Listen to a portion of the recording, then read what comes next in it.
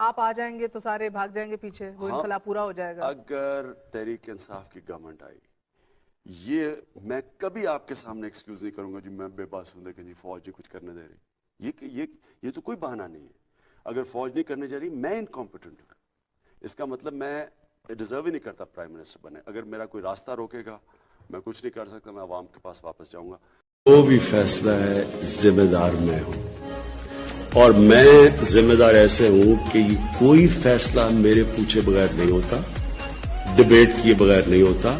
اگر مجھے باہر سے اوپینین لینا پڑے، میں باہر سے اوپینین لیتا ہوں. وہ لوگوں کو میں بلا لیتا ہوں جو کہ پاکستان کے اپنے انڈیپینڈنٹ اکانومسٹ ہیں، ان سے بات کرتا ہوں. ایک دو دفعہ ہم نے باہر پاکستانی جو امریکہ میں بیٹھے ہوئے ان سے ویڈیو کانفرنسنگ کے اوپر رائے. پلیز ایک چیز یاد رکھیں کہ یہ کوئی ایسی چیز فیصلہ دیں جو میں نہیں کرتا. وجہ تو بتائیں کہ کہتے کیوں. میں اب پروگرام دیکھ رہا، جی مجھے وہ فوج نے آ کے جنرل ظہیر الاسلام نے کہا ریزائن کرو.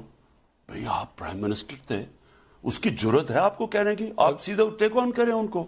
اگر آپ کو عمران خان کو یہی کال آئے کہ عمران خان وزیر اعظم پاکستان، آپ سٹیپ ڈاؤن کریں، استعفیٰ دیں، تو آپ کیا کریں گے؟ میں امیجیٹلی اس کا استعفیٰ ڈیمانڈ کروں.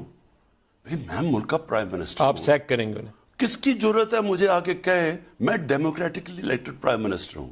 کس کی ضرورت ہے مجھے کہ باجوہ سے جو میری میٹنگ ہوئی ڈاکٹر الوی کے ساتھ، باجوہ نے مجھے کہا کہ اگر آپ الیکشن چاہتے ہیں تو اپنی گورنمنٹ کرا دیں. ہم نے اپنی گورنمنٹ کرا دی.